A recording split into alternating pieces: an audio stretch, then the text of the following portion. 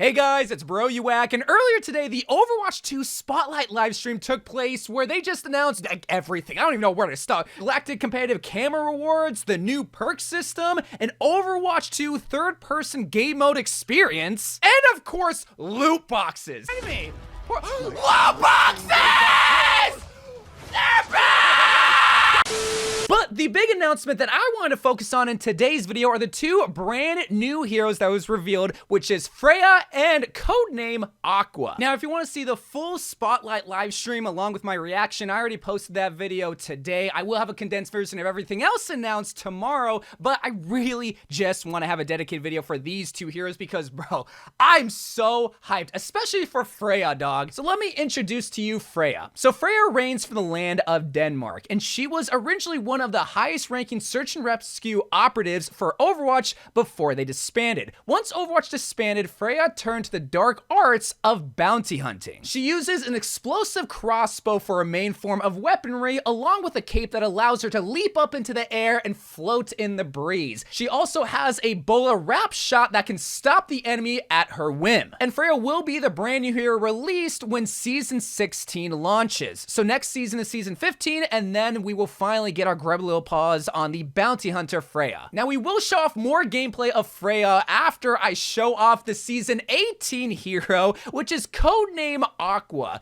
Now I'm using the codename here because we actually don't know the official name of this hero yet, and we don't even really have gameplay of this character. But what we do know about Aqua is really sick. Even just the two key points of him being a Chinese waterbender, and we could see that from his cute little water shoes. Oh, it's so precious. Again, he will be the Season 18 hero, and we will find out more about him probably around Season 17. But now let's really dive deep into Freja and her hero kit and how she plays. And again, thanks to my wonderful girl Crystal for providing me the Freja gameplay because I wasn't able to make it to the Overwatch Spotlight event. Now, first thing we're going to be looking at is her main form of damage, which is with her crossbow. Now, this is not going to be a full hero guide and deep dive of damage, just basically introducing how it works because there's going to be two forms of fire for her crossbow. The first form of fire is going to rapidly fire automatic arrows at the enemy. These aren't going to be getting you a copious amount of damage, but it's going to be able to chip away at the enemy compared to her secondary fire, similar to how Widowmaker Sniper works, where you're going to be able to slow your momentum down, take aim, and fire highly explosive arrows at the enemy. So you literally aim from the hip for your primary fire and rapidly shoot arrows, but when you want to shoot your sniper shot, you aim down the crossbow and you only have one arrow to shoot, so when you shoot it, it's gonna have a sticky explosive that can stick to the enemy. It'll take a little bit of time to explode, but once it does, it'll do even more damage. Again, I compare it to Widowmaker Sniper, where it's the same gun, but it can function differently depending on which button you press. You want to rapidly fire arrows, you can do that, but if you want to have more of a skill shot with more damage, but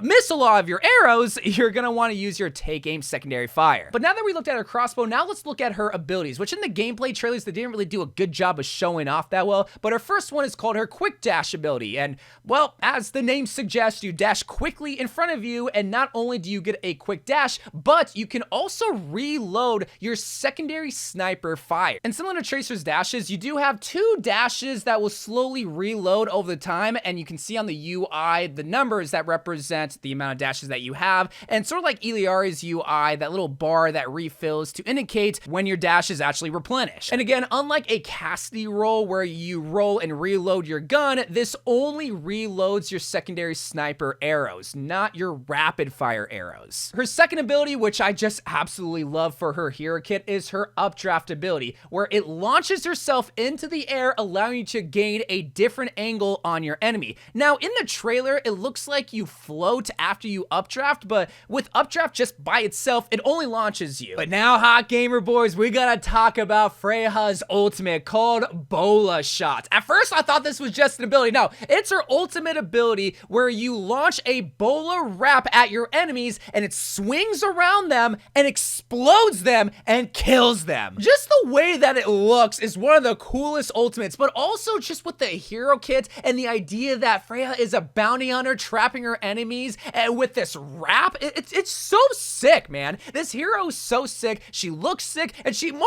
importantly, she looks difficult. Like the way that I describe her is sort sort of like a Mercy meets a Widowmaker. She's quite literally a flying sniper character, and I really wanted a new flying character. I just didn't know how we could have done it without adding just another wing character in the game like Echo or Mercy, and I think they did a perfect job with this character. The cape is a really unique way to enhance the ability to allow her to fly, and then floating down to be able to get an advantageous angle on the enemy, and the crossbow sniper. Oh, it's so cool, man. This hero's amazing. But along with a brand new character, there's also going to be this thing called perks. Now, perks are not exclusive to the brand new hero. Every hero is going to get perks, and if you don't know what perks are, basically, if you remember from Junkenstein's lab how you were able to get upgraded abilities throughout the game, that's basically how it works. As the game progresses, you're going to be able to upgrade your abilities. There's going to be a minor upgrade and a major upgrade. And with Freya, for her minor upgrades, she's going to have tracking bolts and bounty collection. Again, it's just really dependent on how you want to customize the hero in the situation. So if you want to be able to reveal the enemy for 3 seconds after hitting 3 regular bolts, you can do that. Or if you want more ultimate charge, you can choose bounty collection, which gets you a 2% ultimate charge, and killing blows gives you 4% ultimate charge. So if you're just a killing machine, you're probably going to want bounty collection. Now that's just her minor upgrades. For her major upgrades, she's going to have ready to hunt and jobs done. Or ready to hunt, you're going to have a temporary free use of quick dash. So if you really want to be this agile bounty hunter, you're probably going to want to choose that. But if you're just a killing machine, once again, you're going to want to choose jobs done, because if you get 5 killing blows on unique enemies, it's going to temporarily reduce your take aim by 20%. I know perks seem a little bit confusing, and oh, well, is it random every single time? Or are these hard set? Like, are these the only upgrades that we're going to get? But again,